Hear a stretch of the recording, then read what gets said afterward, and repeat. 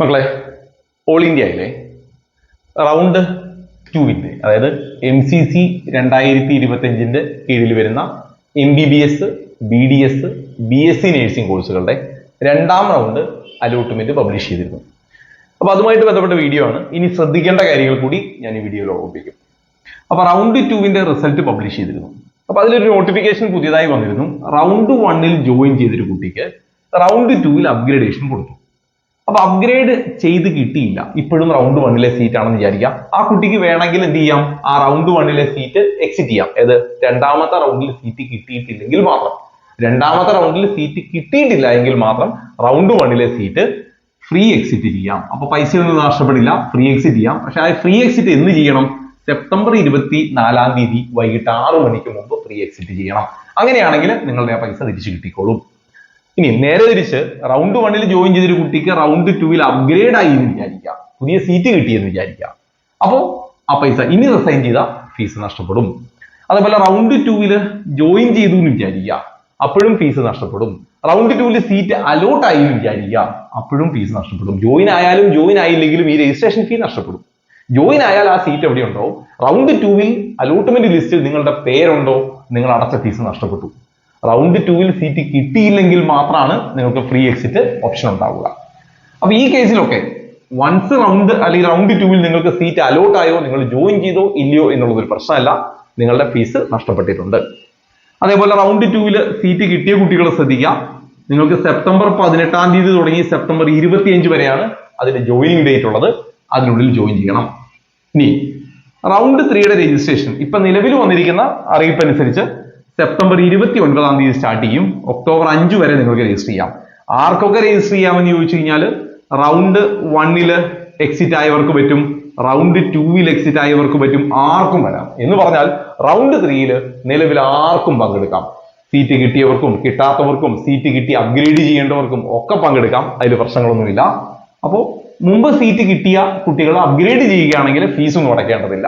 പക്ഷെ ഇവിടെ seat അലോട്ടായി join ചെയ്ത് റിസൈൻ ചെയ്തവരോ അല്ലെങ്കിൽ അലോട്ട് ആയിപ്പോയവരോ, ഞാൻ ഓൾറെഡി പറഞ്ഞു വൺസ് അലോട്ട് ആയ നിങ്ങളുടെ ഫീസ് നഷ്ടപ്പെട്ടു എന്ന് പറഞ്ഞു, അങ്ങനെയുള്ളവര് പുതിയതായിട്ട് ഫീ അടച്ചു വേണം ജോയിൻ ചെയ്യാൻ അല്ലെങ്കിൽ രജിസ്റ്റർ ചെയ്യാൻ. ബാക്കിയുള്ളവർ ഫീസ് നഷ്ടപ്പെടുത്താത്തവർക്കും ഫ്രീ എക്സിറ്റ് ആയവർക്കും ഒക്കെ ഫീസ് അടയ്ക്കേണ്ടതില്ല.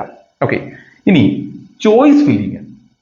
ഈ ചോയ്സ് ഫില്ലിങ്ങിന്റെ സമയം സെപ്റ്റംബർ 30 തുടങ്ങി ഒക്ടോബർ 5 രാത്രി 11:55 വരെയാണ്. ചോയ്സ് നിങ്ങൾ ഫില്ല് ചെയ്താൽ മതി, ലോക്കിങ് ഓട്ടോമാറ്റിക്കലി വേണമെങ്കിൽ ആയിക്കോളും. ഓക്കെ, ഇത് ഈ ഡേറ്റിൽ വലിയ വ്യത്യാസം ഉണ്ടാവാൻ സാധ്യതയില്ല. ഇനി വ്യത്യാസം ഉണ്ടായെങ്കിൽ ഞാനത് കമ്മ്യൂണിറ്റി വഴി അതിന്റെ അപ്ഡേറ്റ് തരാം. കമ്മ്യൂണിറ്റിയുടെ ലിങ്ക് ഞാൻ കമന്റ് ബോക്സിൽ പിൻ ചെയ്തേക്കാം. ഓക്കെ, ഇനി റൗണ്ട് 3 ശ്രദ്ധിക്കുക, ഇതാണ് പ്രത്യേകം ശ്രദ്ധിക്കേണ്ടത്. റൗണ്ട് 3 നിങ്ങൾക്ക് ഒരു സീറ്റ് അലോട്ട് ആയിട്ടില്ല എന്ന് വിചാരിക്കുക. അതായത് ഇതുവരെ നിങ്ങളുടെ കയ്യിൽ ഒരു സീറ്റ് ഇല്ല.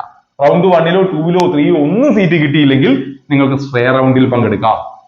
ഇപ്പൊ നിങ്ങളുടെ കയ്യിൽ ഒരു സീറ്റ് ഇല്ലെങ്കിൽ സ്ക്വയർ റൗണ്ടിൽ പങ്കെടുക്കാം. പക്ഷെ നിങ്ങൾക്ക് ഈ റൗണ്ടിൽ അലോട്ടായി അല്ലെങ്കിൽ ഓൾറെഡി നിങ്ങളുടെ കയ്യിൽ ഒരു സീറ്റ് ഉണ്ട്, അപ്പൊ നിങ്ങൾക്ക് ഇനിയൊരു ഫർദർ ഓപ്ഷൻ ഇല്ല. റൗണ്ട് 3 കഴിഞ്ഞാൽ പിന്നെ ഒരു ഹയർ ഓപ്ഷൻസ് ഒന്നും പറ്റില്ല.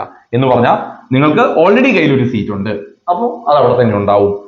പുതിയതായിട്ട് ഒരെണ്ണം അലോട്ട് ആയാൽ അതിൽ ജോയിൻ ചെയ്യണം. ജോയിൻ ചെയ്താൽ ഇനിയൊരു അപ്ഗ്രേഡേഷൻ ഇല്ല. റൗണ്ട് 3 ശേഷം അപ്ഗ്രേഡേഷൻ എന്നൊരു ഓപ്ഷൻ ഇല്ല. എന്നാൽ നിങ്ങൾ ജോയിൻ ചെയ്തില്ല എന്ന് വിചാരിക്കുക, അതിലൊരു വലിയ പ്രശ്നമുണ്ട്. എക്സിറ്റ് ആണ്, ഫ്രീ എക്സിറ്റ് അല്ല, നിങ്ങൾ അടച്ച ഫീസും പോവും. മാത്രമല്ല എക്സിറ്റ് ഫ്രം ഫർദർ റൗണ്ട് ആണ്, നിങ്ങളെ സ്റ്റേ വേക്കൻസിയിൽ പരിഗണിക്കില്ല. റൗണ്ട് 3 നിങ്ങൾക്ക് ഒരു സീറ്റ് ഇഷ്യൂ ആയി, നിങ്ങൾ ആ സീറ്റ് എടുത്താലും എടുത്തില്ലെങ്കിലും അലോട്ട് ആയോ, നിങ്ങൾ സ്റ്റേ വേക്കൻസിയിൽ നിന്ന് പുറത്താവും.